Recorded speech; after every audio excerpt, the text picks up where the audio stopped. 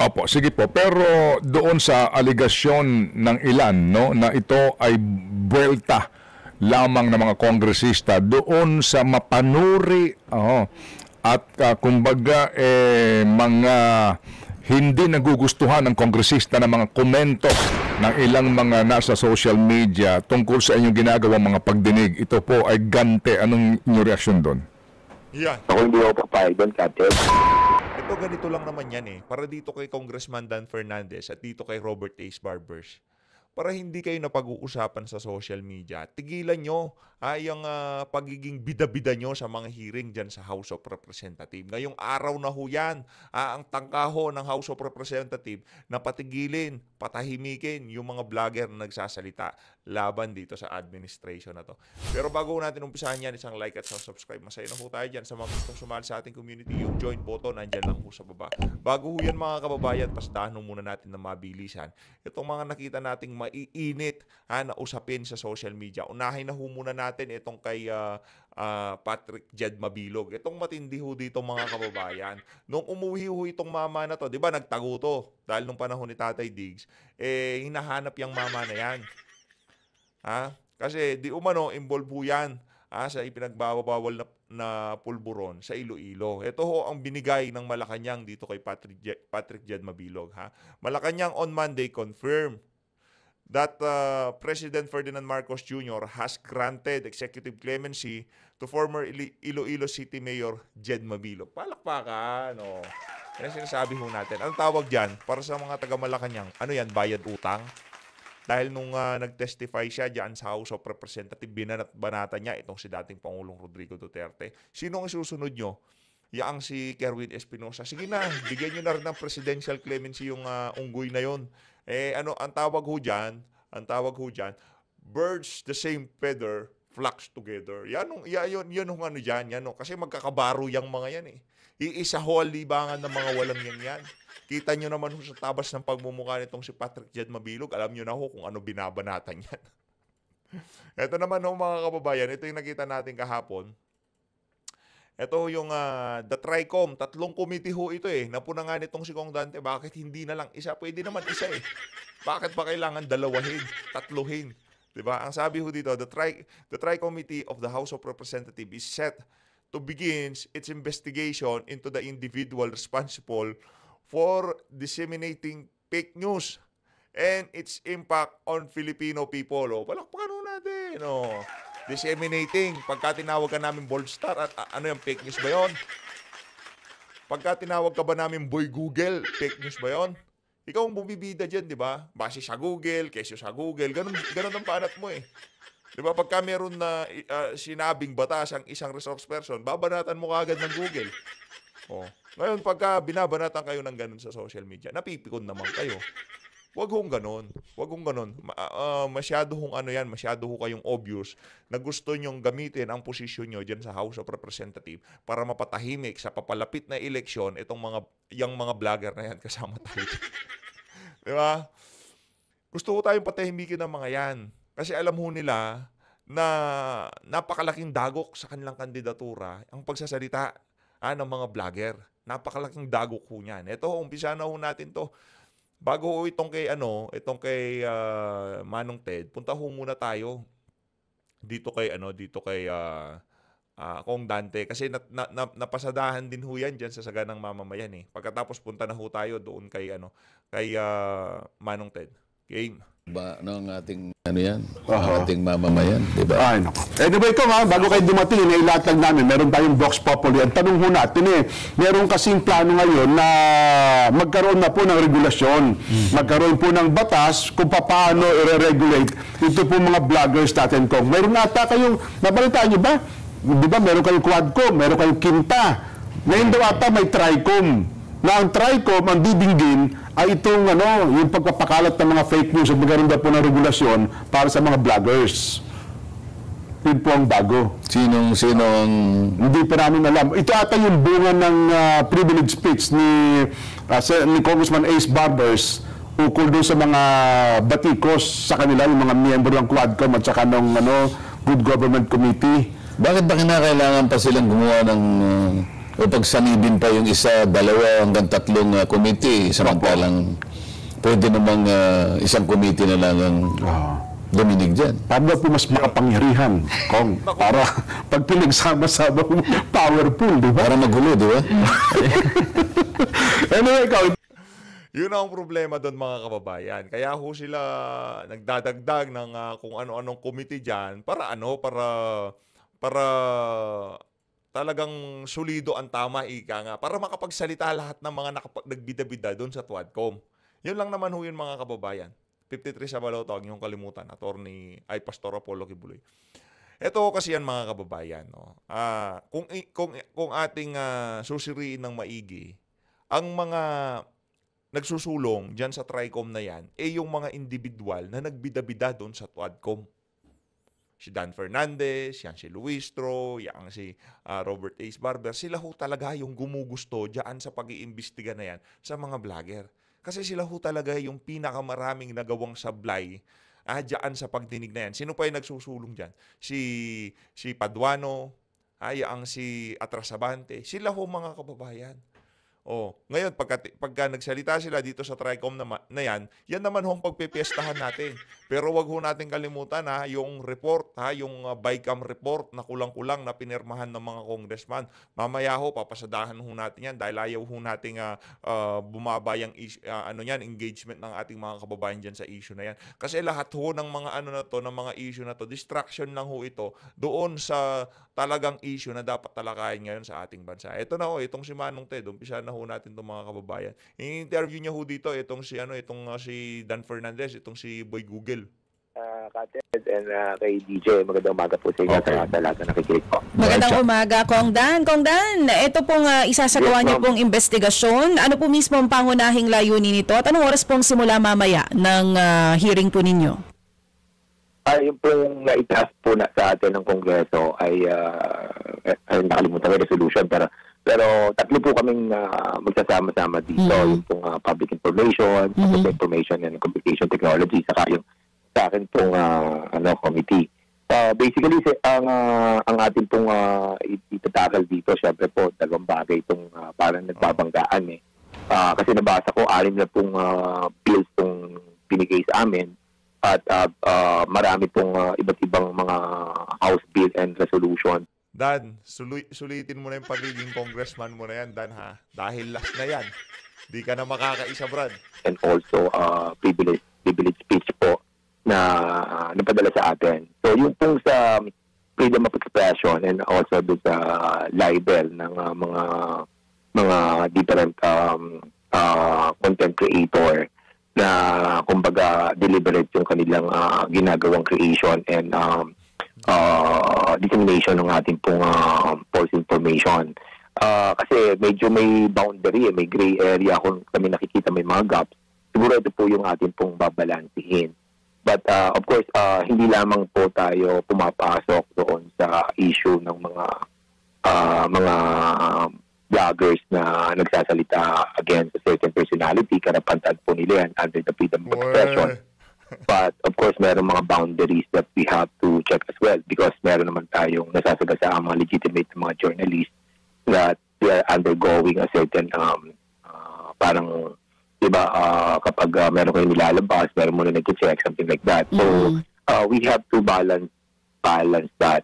At aside from that, Manong, saka DJ, meron ding mga bills dito na file din po about sa mga digital literacy na kung saan na-educate natin yung ating mga kabataan kasi basically ang mga kabataan yung medyo na-apektuhan din doon sa mga different content na nakikita natin. Might it be damaging sa kanila, hindi po natin alam pa sa ngayon and that's the reason why we will be inviting dun po sa briefing lahat ng mga stakeholders. Oo, dito nga po sa gagawing hearing ng Tri-Committee, binanggit niyo po kanina, kasama po dyan ang public order, public information and communications technology. Dapat ipatawag din dyan yung mga mainstream media na minsan naglalabas ng fake news. Hindi lahat meron kasi diyang mga ibang mainstream media, naglalabas sila ng fake news.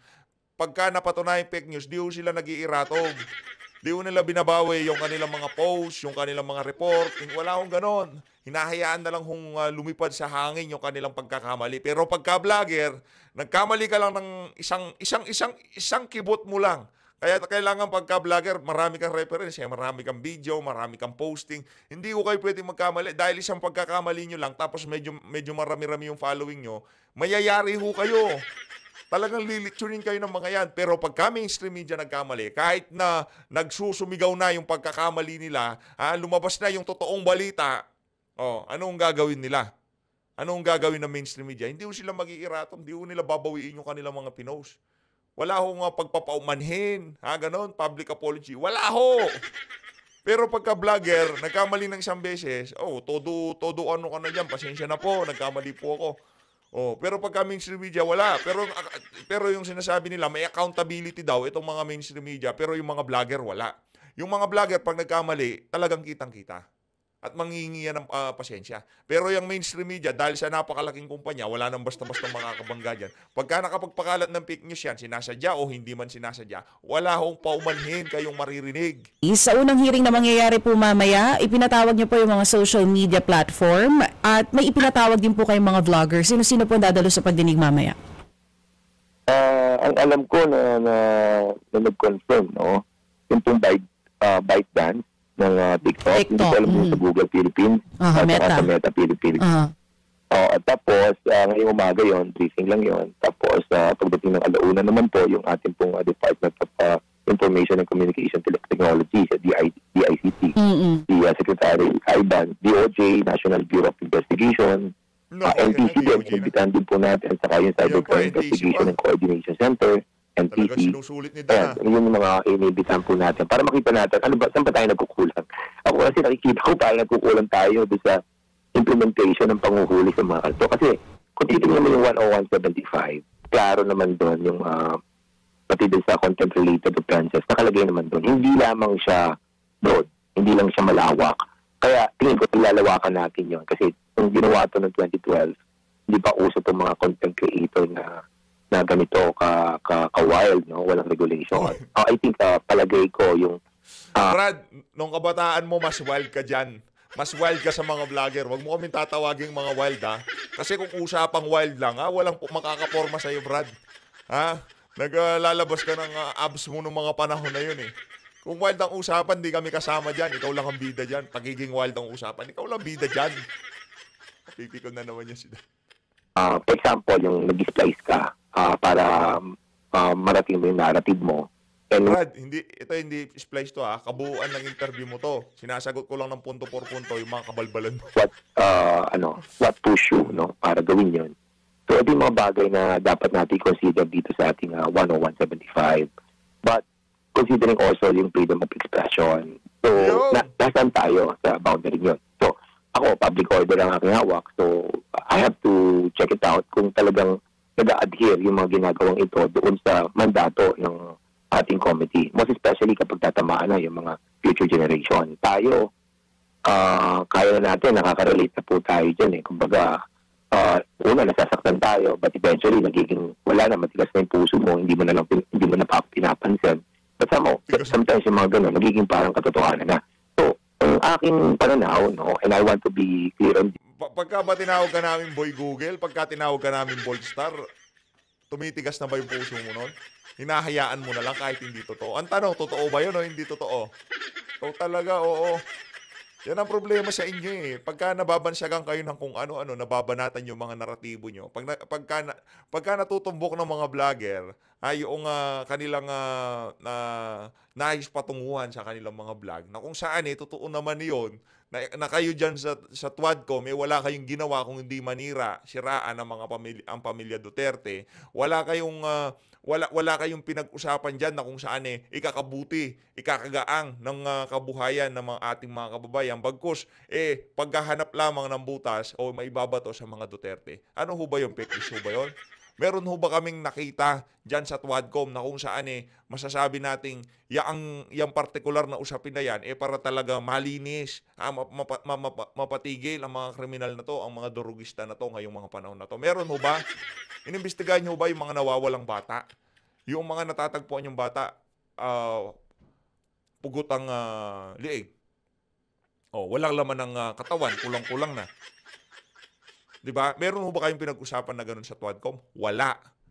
Lahat ng pinag-usapan nyo paninira sa mga Duterte. Ngayon, pagkababanatan kayo, nagagalit kayo. Yun ang problema sa inyo. Kung ayaw nyo mabanatan kayo, mag-hearing kayo dyan, wala kang pakialam mag-hearing kayo. Yung kapaki-pakinabang, imbestigahan nyo. Ikumpara nyo yung mga datos na nung mga panahon ni Tatay Digong, meron ba mga batang nawawala at pag natatagpuan butas yung dito, yung tiyan? Meron bang gano'n nung panahon ni Tatay Digong? Wala ho. Ngayon meron gano'n. Bakit hindi inimbestigahan ng Twadcom, 'di ba? 'Yun lang naman ang atin doon. Talagang binabalanse ko po yung freedom of expression and libelous content na meron naman po talagang penalty naman diyan. Yung mga bata, because magiging epekto sa kanila nito, especially vulnerable yung mga utak nila, hindi nila alam kung anong katotohanan at ano yung totoo. Ay, Dan Fernandez, tumigil ka ha. Huwag mong lokohin yung mga nanonood sa'yo. Walang 25 years old na nanonood ng PH Update. Ibang pinapanood nun, puro anime pinapanood nun. Puro pambata pinapanood nun. Kaya huwag yung isipin na yung mga bata, kasi nakikita namin sa demographic kung gaano katatanda yung mga nanonood sa amin. Majority naman nung nanonood sa atin, mga tito ko ho. Wala akong nanonood sa akin na 15, 10, walang ganun. Wag kang masyadong Tsaka dito sa YouTube, meron kayong isi-select na option kung for kids or not for kids. Ang mga news not for kids sila. Wag ko kayong magbida-bida kung hindi nyo alam yung mga sinasabi nyo. Bata. We have to protect our generation and our public. Joke lang. Magkasabi niya, umabuto ka na ako ni PH, patawag niya yan. Quality. Oo, may mga balita rin po kasi na yung ilang mga vloggers allegedly funded daw po by Pogo. Kasama din po ba sa sasagutin dito po sa inyong pagdinig kung sino nga, kung may nagpopondo man dito sa mga vloggers po na binabanggit natin. At ulitin ko lang po ulit kung Dan yung tanong natin kanina kasi nga nagsimula ito during the Quadcom hearing. Yung pong mga patutsyada dito sa ilang miyembro ng Quadcom, meron po ba tayong mga inimbitahan na vloggers na sa inyo pong pananaw ay sinisiraan po itong miyembro ng Quadcom? Next week pa po yan, yung mga resource persons, mga vloggers, tapos invite din tayo ng academe, invite din po tayo ng mga legitimate journalists at meron po silang mga parameters, meron po silang mga asosasyon na sinusunod. Kasi parang ang mga legitimate journalists, bago sila maglabas, siyempre, maraming prosesong dinadaanan. Ang problem din sa mga vloggers natin, sometimes wala nang ganito. And we need to find out bakit. O yun nga, kung sinasabi mo na binabayaran. Kaya meron din nag-file I think as House Bill number 11178 ata yun, something like that na. Labasan nyo kami ng ebidensya. Labasan nyo itong mga, kung meron kayong ebidensya, ilabas nyo na, huwag na kayong mag-hearing. Itong si Vlogger A, Vlogger B, itong tinatanggap nilang pera, ito ebidensya. Labasan nyo ng ganon. Hindi yung mag-witchant kayo dyan, yung, diba, yan kasi, dyan ho sila magaling. Dyan ho sila magaling, dyan sa House of Representatives. Walang mga ebidensya doon sa hearing kasi meron ho silang immunity, meron ho silang contempt power. Diyan ho sila magaling. Doon ho yung evidence gathering, lahat na ho, paghuhukom, lahat na. Doon na ho sila, pagpupulis doon na, diyan, sabay-sabay na, diyan sa committee. Criminalize na po yung operation ng troll farms and yung deliberate creation. Saan kayo nakakita ng ganitong setup na troll farm? Sige nga, maghanap kayo ng troll farm na merong ganitong setup. Nako. Kanilang dissemination of false information. And malaman din po natin mga troll farms. Kasi ang hirap Alam nyo kung sinong troll farm? Pilipinas Today. Ang mga Today na yan. Ilocos Today. Mindanao Today. Yung mga Today ho na yan. Yan ang literal na mga troll farm. Yan ho talaga mga troll farm. Kasi isa naratibo, sabay-sabay nagpo-post. Ganun ho sila. Siraan nila si VP, siraan nila si BBM. Yan ho yung mga troll farm. O sinong hindi nila sinisiraan? Si Tambaluslos ang hindi nila sinisiraan. Pagdating sa mga politiko, mababayaran para masira yung politiko. Tapos yung mga negosyo para masira, gagamitin din yung mga ganitong troll farms. So, ito siguro yung isa sa mga kulang doon sa 10175. But again and again, we have to consider yung tinatawag po nating freedom of expression. Kasi nga sinasabi ng iba, hindi, sapat na yan, may libel na nga eh. Kaya sa buong mundo nga eh, dinidecriminalize na yung libel eh, which is true. Kasi freedom of expression yung ating utmost priority eh.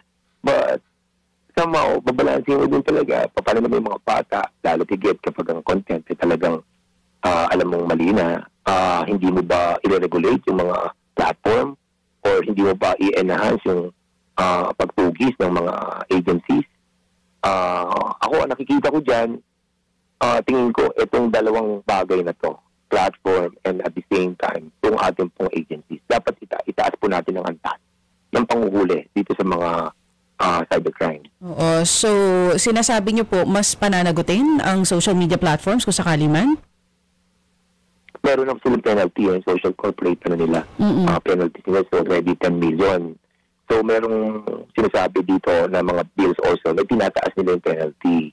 And yun ang reason bakit natin sila imbitahin para malaman natin bakit hindi nasasawata itong mga ganito. But, yun na nga, baka hindi sila tumutuntong sa freedom of expression which is being mandated by international community already. So, yun yung mabalaan sila mo talaga. Kung hindi mo sila mamandato, imandato po ang DOJ, NBI, PNP, palakasin natin to. Meron din dito. May nababasa ako parang creation of yung parang yung mga critical information infrastructures para i-strengthen itong ganitong klase ng mga abuses. So, ang daming bills. Si Manong Ted, hindi mo magtatanong si Manong Ted, parang si DJ Chacha lang ata bibirada dito kay dito kay Dapper. Siguro nito si ayaw kausap yan. Kasi kaya hindi ko nababasa siguro. Sa dalawa po pala yung nababasa ko, kaya pasensya na po kayo. Mukhang napakalawak at napakahirap nitong itong inyong adhikain dito, Kong Dan, kasi una yung paano kayo magsisimula dito sa inyong investigasyon, Congressman? Kasi ang lawak nito, and then yung ang dami yung inimbitahan, baka most likely hindi lahat na makapagsalita na naman yan. Paano po ito? Di po, kaya nga ginawa ko po, Manong Ted, po muna, yun po muna platforms ngayon, wala pong iba doon, platforms lang. Okay. Tapos yung pang mga agencies lamang po, mamayang hapon. Okay. So, para makita po natin mga inputs nila. Tapos, kunin po natin yung, sa susunod po, yung mga pang academe, and tapos yung mga vloggers, and yung mga legitimate na mga journalists as well. So, gawin po natin maayos yung pong talakayan para na sa ganun, hindi po sabay-sabay lahat. Baka tama po kayo. Kung sabay-sabay lahat yan, hindi mo lang matatanong lahat. Kaya nga, nag-briefing muna kami doon sa ating pong mga ahensya. Ng gobyerno at ng private sector. Opo, sige po. Kong Excited na kami, Kong Dan, ha? Excited na kami. Sobrang gusto na naming makita kung ano naman yung mga kabalbalan na gagawin nyo sa mga hero. Congressman, yung pong mga platforms na ito, YouTube, Facebook, ano pa po? TikTok? Opo, yung TikTok, tama, ByteDance kasi nakita ko sabi TikTok daw to Okay. Kasi TikTok owned by ByteDance. Tama po, Kong Dan. Opo. Ano ba ang classification nila? Basically po, itong mga platform na ito, di ba, how do you classify them? Kayo ho mismo, meron na ba kayong kaisipan doon? Well, kasi, of course, they're using yung ating pong internet, kasama sila po talaga nagko-control on how to censor, yung mga bagay na ilalabas po nila. Ang problem kasi dito, Katid, may monetization Yun ang problem dito, nakakapag-add sila. And basically, hindi nila gusto mabawasan yung marketing nila. Teka lang, sa sa TikTok ko, walang ad-ad diyan, walang ad-ad diyan yung mga content creator. Ito talagang si Dan, oo. Ano na lang yung facts na lang na ididiretso niya, hindi niya po mantakin niyo yon, hindi niya ho alam na walang ad sa sa ang tawag dito diyan sa TikTok. Lahat ho nang naglalabas ng content sa TikTok. Talagang ano lang ho yan, kumbaga kung ano yung saloobin nila, bumibira ho sila doon. Tayo naman din ho, meron ho tayo diyan sa sa TikTok, no. Kahit na walang ad, ilinalabas ho natin kasi para matap din ho natin yung mga audience doon. Para yung mga nandun na ayaw pumunta sa YT, makapanood din sila ng mga video natin. Kahit walang ads, naglalabas ho tayo. No, kahit walang doon, kahit hindi na mo monetize. Pero itong si Dan, hindi niya alam. Akala niya siguro lahat na lang ng pagka nag-upload ka, kikita ka. Hindi ho ganon. Hindi ho ganon na Mang Dan. Mga nagbablog naman, meron din silang kinikita. So, paano mo naman pipigilin yun, yung curtailing their economic freedom as well. So, ang dami po tama ka namin natin po consider dito. Opo. Ako nakikita. Ako kaya nga, ang sabi ko dito, pati nga yung naalala ko, pero yung artificial intelligence, yung deepfakes, yung mga sinasabi po nila, na yun din yung isa sa mga gusto nilang kasi may mga AI na rin na ginagamit. So, paano mo kukontrolin yun? Mismo, yung mga platform na yun, sila nag-i-introduce po nun. So, opo. mahirap to, Kated, but of course, we need to start somewhere. Ako, tingin ko, yun ang gawin po natin. Opo, sige po. Pero doon sa aligasyon ng ilan, no, na ito ay buwelta lamang ng mga kongresista doon sa mapanuri at kumbaga mga hindi nagugustuhan ng kongresista ng mga komento ng ilang mga nasa social media tungkol sa inyong ginagawang mga pagdinig. Ito po ay gante. Anong inyong reaksyon doon? Yeah. Ako hindi ako papayag doon, Kated. Kasi lahat naman po tayo ang tuloy po yan Kung bumabati ko sila, bumabati ko din po naman kami. Nagsasalita din kami against sa kanila. Ganun din po sila. So I think hindi po ako sa akin, personally, ako mag-share niyan. Hindi ko naman po papayagan yun. And that's the reason why sinasabi ko po nga po sa inyo, meron po tayong dapat. Tumigil ka nga. Kayo bumabanat kami, pero wala kaming in aid of legislation. Kayo bumabanat kayo, pagka ininda nyo yung tama, yung mga banat ng mga vlogger, meron kayong in aid of legislation. Nakakapagpatawag kayo ng hearing. Kaya pagka sinabi ho nitong si Dan Fernandez na yung ginagawa nila na yan, hindi para mapatahimik ang mga vlogger na nagsasalita, kaugnay dyan sa mga kabalbalan nila, naniniwala ho ba kayo doon? I-comment nyo sa baba. Kami, pag bumanat kami, wala kaming in aid of legislation. Kahit na anong kabalbalan ng makita namin, okay lang, anong magagawa namin. Hanggang doon lang naman kami, magsasalita kami, ilalabas namin sa loobin namin. Kung merong makakarinig at makakakita na, parang meron po itong mga nagsasalita na to, pag-usapan nga natin yan sa Senado o dyan sa House of Representatives, hanggang doon lang ho kami. Okay? Pero kayo, pagka meron kayong ayaw, automatic na ho yun mga kababayan. Investigation in aid of legislation. Yun. Pero huwag niyo sabihin na hindi nyo tinatarget ang mga vlogger dito. Naku, saan ba nanggaling yung ideya na imbestigahan yung na yan? Yung mga vlogger na yan. Dahil nasasaktan kayo sa mga banat ng mga vlogger, kayo dyan sa Tuadcom. Si Atrasabante, especially ikaw, Boy Google, Attorney Google. Sa mga gaps dapat na pagtamain mabigat po. Tama kayo. Talagang mabigat. Talagang yung freedom of expression kasi talagang ultimate yun merong libel alam mo yung nakita ko pa dito, Kated, merong nag-file Doon sa 10175, sinasabi nila that during the time ng 15th Congress, the bicameral, na ipasok ng libel. Supposedly, sa mother bill, wala yung libel.